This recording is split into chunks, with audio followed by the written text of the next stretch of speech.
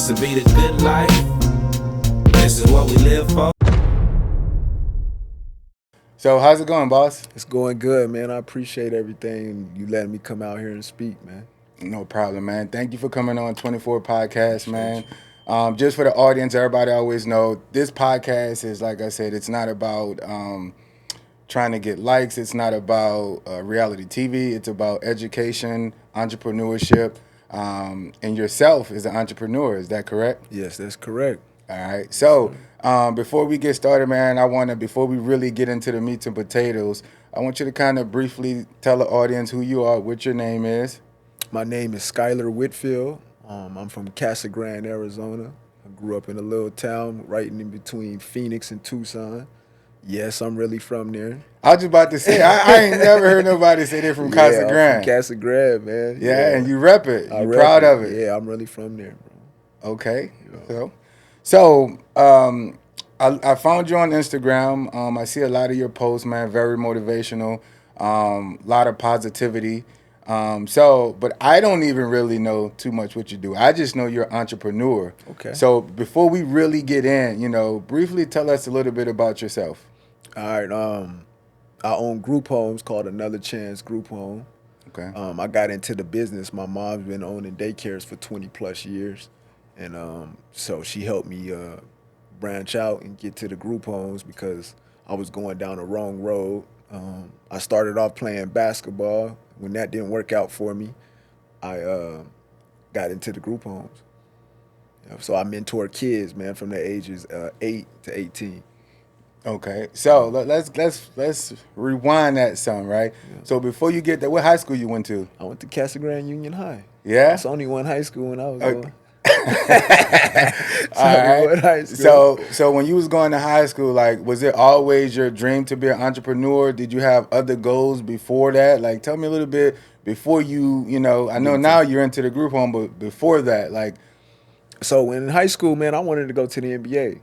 So you're a hooper? Yeah, I'm a hooper. I wanted to go to the NBA. I had hoop dreams. Okay. Yeah, so I wanted to get a scholarship, D1 scholarship, and take my talents. My talents actually helped me out in different places and stuff. Right. So after high school, did you go to college? Yeah, I went to JUCO for 2 years, and then I went to Oral Roberts. Okay. D1 for a little bit. All right. So going in, once you went to college, and you decided, did you graduate college? Did you? I actually did, man. I got my bachelor's in business and administration and a minor in science. Man, congratulations. That's impressive, man. Appreciate it. All right. So, once you graduated college, in your mind, did you always know you was going to be an entrepreneur after you graduated college? Yeah, man. So early on, I got a story to tell you. Okay. My mom, my mom raised me. She was a single parent. Okay. She did everything right. She went the corporate route. She Okay. got a business in human resource degree. She worked at Ross Laboratory, man. And one day she got laid off. And it's the first time I ever seen my mom cry. And I didn't understand what laid off mean at that time. So, she didn't say she got fired, but she just said she no longer had a job. So that day forward, I looked her in the eyes and told her I would never work for anybody. So that's what started my entrepreneurship. Just like that. Just like that. And to this day, I never had a job. I've never worked for anybody. And I'm 36 years old. Are you serious? Dead serious. Man, all right, so after you seen that from your mom, like, did you tell her that you was going to be an entrepreneur at that point? Yeah, I told her that. We argued about it. Yeah? Yeah, she said I was crazy. She said I couldn't be like that. Everybody said I was crazy. So now this is leading into what I'm saying. So did you have any kind of support? So if a lot of people was telling you crazy, what made you go against the grain and say, you know what, even though I don't have too many people believing in me, I'm going to still do this? What gave you that motivation to do that? To be honest with you, I looked at everybody's life and I didn't want to live the life they were living. So their advice and what they were telling me didn't stick with me. Teachers couldn't get to me. Other people couldn't get to me because they didn't have the life that I wanted to live. So I'm always been strong-headed, man. Yeah? Yeah, I do my own thing. So you more of a leader than a follower? I've always been. Yeah? Always been, yeah. All right. So now, fast forward all that, people were doubting you. So what made you take the route of group homes? So I grew up in a rough neighborhood, and I had a couple friends, man, that their parents wasn't around, and they should have been group home kids. Okay. So I just wanted to come to my neighborhood and do something positive. Didn't know how I was going to do that. And then the group home thing just kind of fell in my lap. It's not something I grew up wanting to do or something that I'm just going to do group homes. It just kind of happened. Like Right. I had one of my aunts, she had a orientation and she took me to the orientation. And then I said, well, this is something I might want to do. So then we started the process. Okay. Yeah. So how did you? So now that you went to the thing, you did it. So I know you said you got a degree in business and stuff like that. So what was some of your biggest challenges when you decided this is what you're going to do? When you first started, you know, speaking from an entrepreneur standpoint, so a lot of people look at these podcasts, they look at YouTube, and they see all the success stories. Yeah. Like you don't have no challenges. Right. So I like to always talk to people about, man, what were some of the challenges? Did you have any situations that hit you where you was like, man, I can't do this? Yeah, Any man. situations where you was tapping out? So tell me about some of those situations. If it got to the point where you wanted to tap out, how did you overcome it? Like, go a little bit deeper for me. So the challenges I faced, man, like I told you, I was playing basketball. So when basketball didn't work out for me, I didn't know I was good at anything else, man. Okay. Nobody ever told me that I could do or be great at anything else. So I thought basketball, rap, or be in the streets, right? Right. So I ended up going down the wrong road. I was in the streets. And my brother ended up catching a bid, and he had to do a lot of time. So it scared me. So I said I had to change my life. So I went into the group home thing, but it took me 3 years to get a contract. So what people don't understand when you get a group home, just because you're licensed don't mean that you getting money. So I had houses sitting where I had to pay 2 mortgages because I didn't get the contract in 2019. I started the group homes in 2016. I got licensed in 2016. So that 3-year span, it'll make you question if you still want to do something. You know what I mean? Right. Not a lot of people got that type of discipline to hold on to this entrepreneurship for 3 years before a blessing or a door opens up. So that was the biggest challenge. Not seeing any money at all in the Right. business for 3 years. You know what I'm saying? And trying to transition my life to being positive, wanting to be positive, wanting to do positive, but I'm stuck in a place where I refuse to work for anybody. I refuse to do anything else. So I had to stick it out, man. Right. I had to thug it up for real. So I hear a lot of people always say, man, I'm getting group homes. I want to get into group homes. A lot of people think that it's easy. It's not. It's just going to give it to you. You know, I got about 3 or 4 buddies I know just like, oh man, I gotta get in a group home because I think a lot of people think it's a quick lick. It's like not. like it's a quick lick. It's easy. So what would you say to some of those people that just running around like, oh man, I'm about to open group home. I'm about to open a group home. That's a quick lick. Man, anybody that's really trying to open up a group home, I would tell them first they need to become. You know what I mean? Because a lot of people think they could just help these kids and they mentally not right. I thought I was getting in the group home to help the kids, and actually the kids help me. So if you're not mentally right, then this ain't the business for you. So hold on, wait. So this gets deeper then. So it's beyond being an entrepreneur then. Yeah, it's way bigger than that. Right. So you're saying yourself on top of you can be the best entrepreneur you can, but if you're not mentally stable, if you're not mentally right, it's not gonna work. It's not gonna work because you'll mess over that blessing. And a lot of people always think it's about how, but really it's about who. You got to become a certain person to maintain that blessing when you get it. And I had to go through that. I mean, like I told you, I've never worked, so I never had coworkers. I never been a boss. I thought I was a boss, saying the word. Everybody could say the word, but it's different when you really when you really into it. So I had to become a certain person to be able to mentor these kids that come from messed up situations. Right. You know what I'm Okay, saying? so you said that you was from the streets, right? Yes, sir. So how did you gain the knowledge that you have now? So if all of your buddies and your friends and stuff was in the street, so you seem very knowledgeable, very wise right now. So how did you gain the knowledge and the wisdom to be able to separate yourself from the street to as an entrepreneur? Man, so when you have big dreams, first of all, I would tell anybody, man, to start dreaming big, to make sure their dreams is so grand and big that if people think you crazy. You should start getting people to tell you that you're crazy about your dreams. So I had to become somebody, like I said, to get this dream. The biggest thing that changed who I am and made me different from my community, man, was I really changed my environment. It was an environment thing, man. I started investing in myself. I started going to masterminds. I started reading different books. I started educating myself in a different way. I started studying the wealthy. I'm obsessed becoming the best me. So I start studying these people. And I know a lot of people say it's hard to change your environment, but pick up a book. You know what I mean? Pick up a book or go to YouTube or TikTok and start really listening to the people that you want to be like. It's so easy these days. The entrepreneurs and the people that's successful, it's somebody that's living your life. They got the blueprint. Get around them. So that's what changed me, man. So a lot of people, that's deep, man. So a lot of people are looking for the get rich quick schemes. Yeah, that's not. And they think that, you know, they look on social media and they see somebody post something and be like the one girl, the hot tour. Yeah. Right? Yeah. So just that quick, and then you make a comment and then bam, now she's famous, she's doing tours, and now everybody just wanting to do that. Yeah. Well, like you said, not willing to take the time to do the research, to do the legwork, to do the homework. So like with this new millennium and stuff like that, I don't even think people really still believe in reading. I mean, you know, if you don't believe in reading, that's fine. It's YouTube, it's TikTok, it's social media. I mean, we all on that. They're giving out information daily. But one thing I would say about the people that's getting rich quick, nobody's doing the stats that's showing you how their life is now. I guarantee you 90 to 95% of them, they haven't maintained that type of success. It happened too fast for them.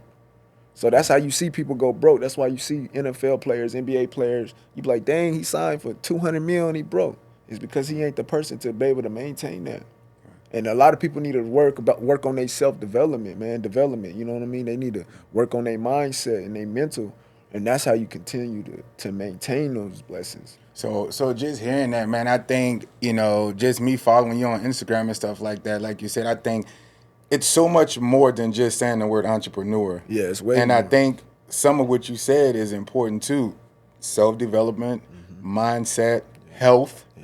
Like all of those different things are doing it. So I see a lot of time you post you're in the gym. Yep. You take your health and stuff very seriously, right? Got to. So tell me, why is that so important to you as a man and as an entrepreneur? So to me, man, my daily habits, you show me somebody's habits, I can show you their life. So my daily habits, I make it very difficult for me. So when stuff do happen, like challenges and obstacles, they're not really nothing to me because of my daily habits and what I do every day. So I wake up every day at 4 o'clock. It don't matter what time I go to bed. I wake up every day at 4 o'clock. I eat macros. I'm on a strict diet. I'm in the gym. I read a book. I quote the book. I tell people my book, right? And then I put in all that work, and then I do my business. I get on the grind. Now I'm working. I'm trying to build my empire. So I feel like your mindset is bigger than anything, man. Like if your mind ain't right, bro, there's nothing you really could do.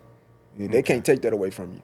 You can lose your career, you can lose your entrepreneurship, you can lose everything, but that mind, they can't take that away from you. And I think that's what the grandparents and the old people was telling us back in the day. Facts. You know what I mean? Now it done came to fruition for me, and I understand what they said.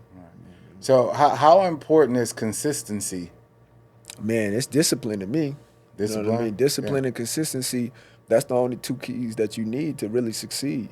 It's gonna be who can last the longest. Everybody doing what you want to do. Everybody want to open up group homes, like you said, but who's more disciplined? Who's more consistent? And then if you're not those two things, bro, you're going to fail. Because it's going to be somebody out here that's going to be more disciplined and more consistent. Right. So why not you, right?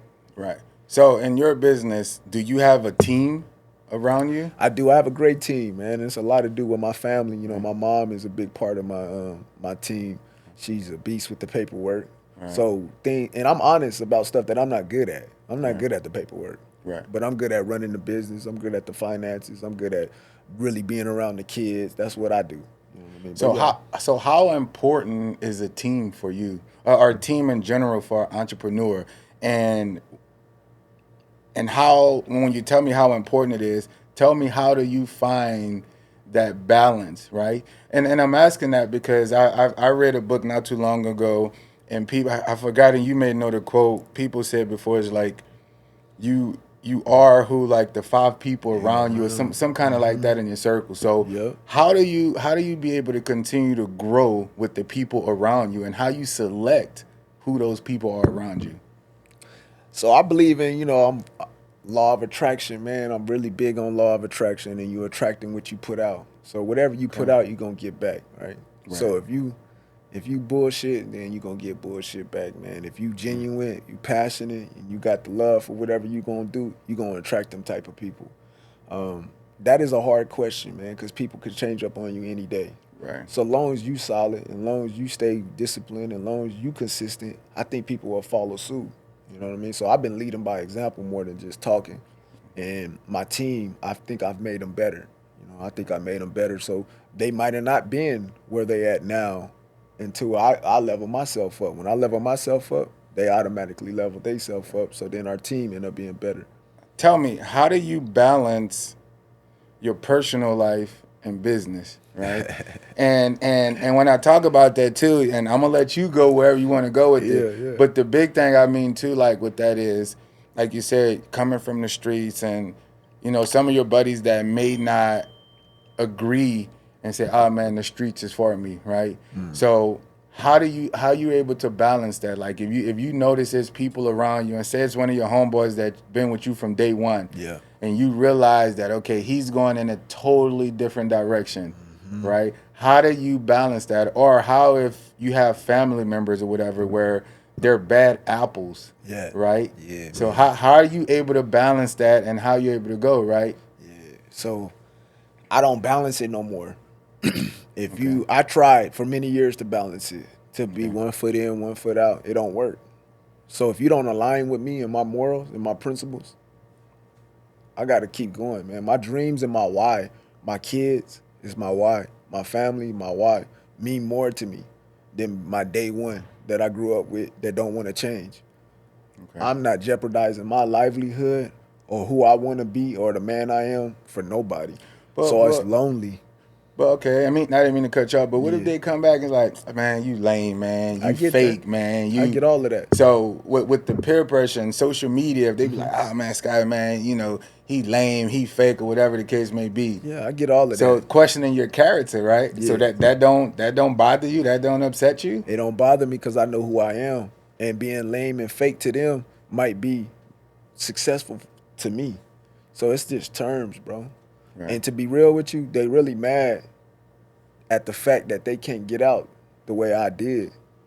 So I take it as, how can I help you? You know what I'm saying? You keep calling me these terms, and if you could put that type of energy and hating somebody, then that means you got a lot of love for somebody. That's how I see it. Right. So I always trying to put out the information to help them, that group. That's why I'm on social media as big as I am. I want to help the people that come from where I come from. You know what I mean?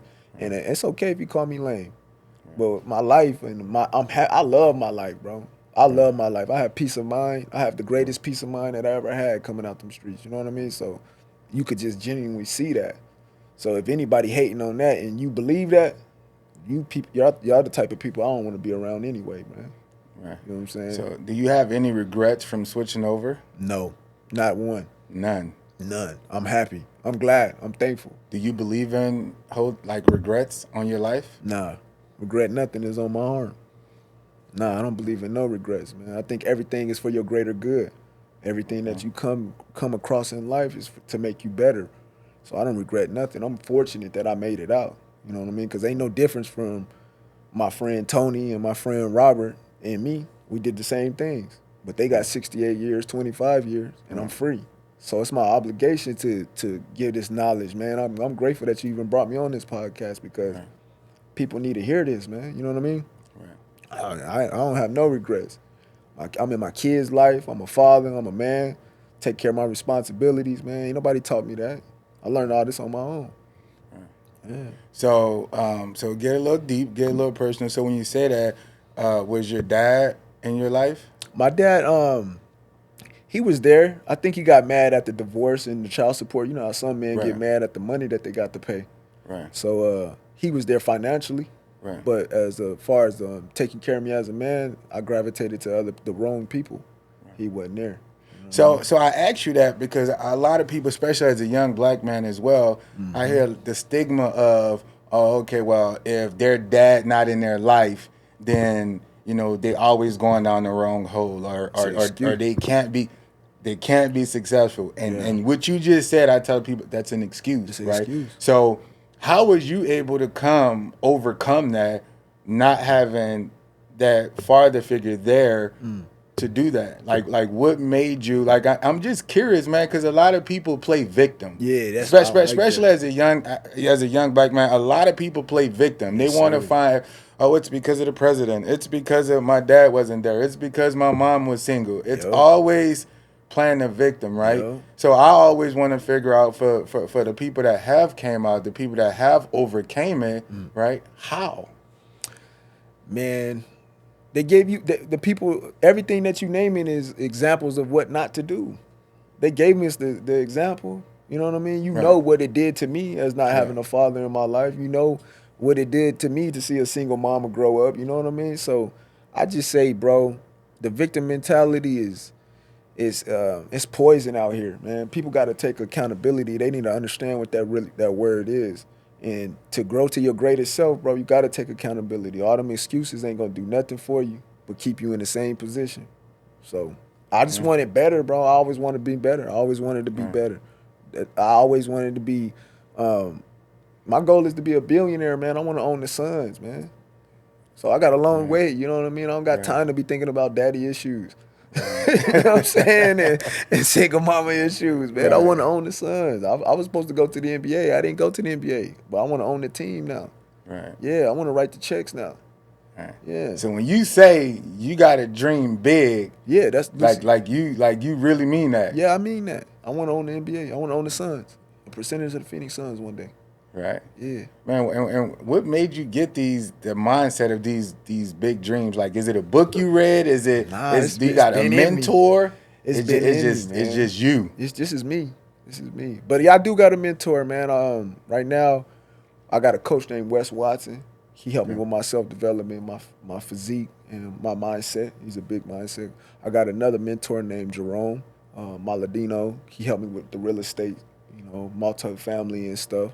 And I just read a lot, bro. I study the wealthy. Everybody I want to be like, everybody I see on social media that I think they really doing it, you know what I mean? I studied them, bro. So give me a couple of those people that you study. Well, I'm a big Nipsey Hussle fan. Okay. All Money In with him, ownership. I study the way Ice Cube move. I like the way Ice Cube move. Okay. I study Grant Cardone. Grant Cardone is a real estate mogul. The way he do multifamily. Wes Watson, I studied him.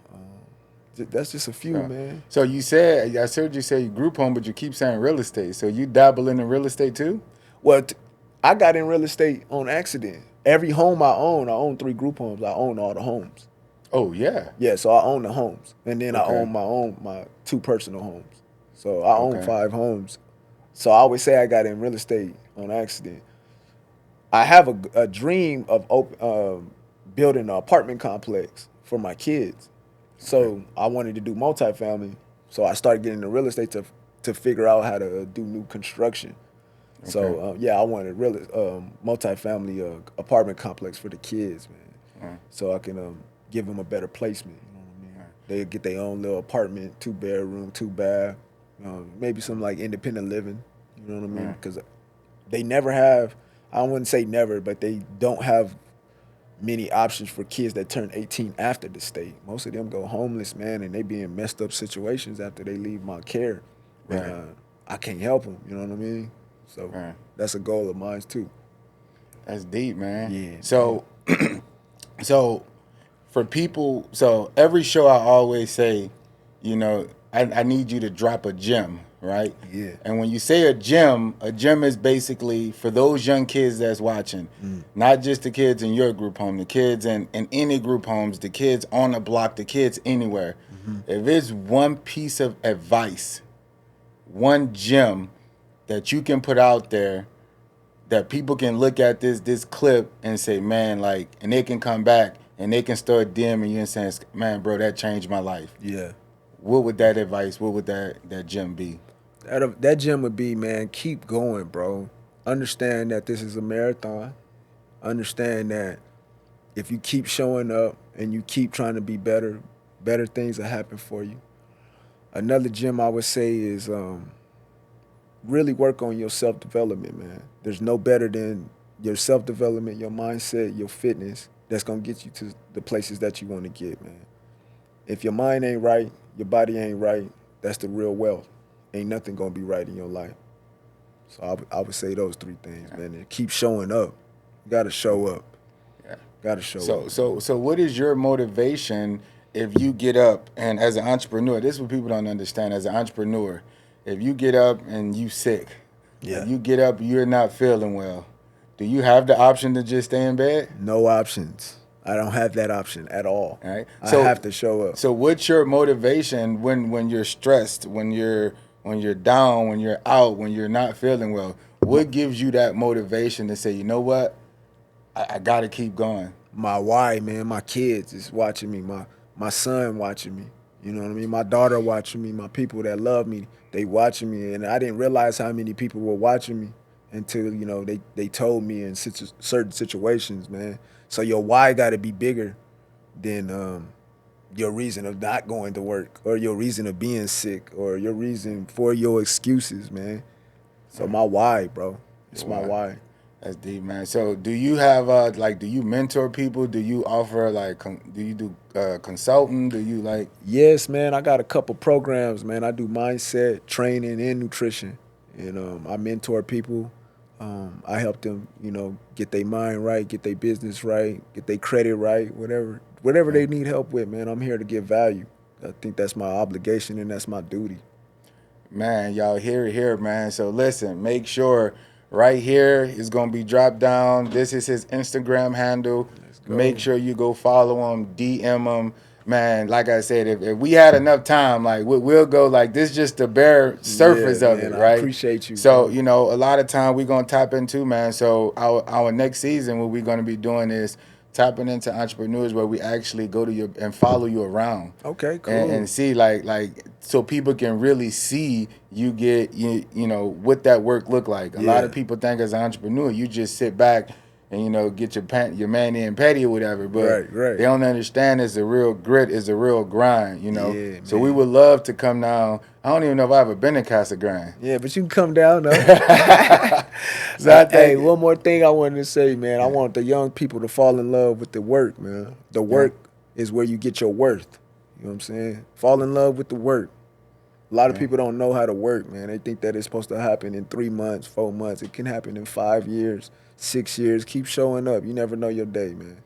The work is where the worth is, bro. Yeah. Man, it's deep, man. So I got one other thing for you, man. So I do this thing called rapid fire, right? Yeah. So I'm gonna ask you some questions, and I just want you to answer them first thing that come on your head. All right, cool. So a little bit business, a little bit personal, so people can know. A lot of people that don't know you, All right. now they gonna get to know you, right? Yeah, let's do it. All right. So let me pull them up here. All right. So what's the first thing you do when you wake up? Coffee. Go to my coffee machine and think of a quote to put towards the world. Okay. Morning person or night person? I'm not a morning person, man. It take me a while to get to my morning. That's why the gym is helpful for me. Yeah, because I wake up aggressive. So I got to go get it out. All right. What's your go-to workout routine? I do a split, man. I do Monday, I do chest. Tuesday, I do back. Wednesday, I do legs. And then I follow back up on chest and back and legs on Saturday. Okay. What's your favorite movie? Favorite movie? Above the Rim. I'm a Tupac fan. Okay. What's your dream vacation destination? Probably Dubai, but I want to do it the way I want to do it at the highest level of I want to do everything. I want to do it crazy. You know what I'm saying? Yeah. I want to do it crazy. Okay. What's one thing you can't live without? My kids. Okay. Best piece of advice you've ever received? Keep showing up. That's half of the battle if you show up. All right. Outside of basketball, what is your hidden talent? My hidden talent? Yeah. Oh, I don't know.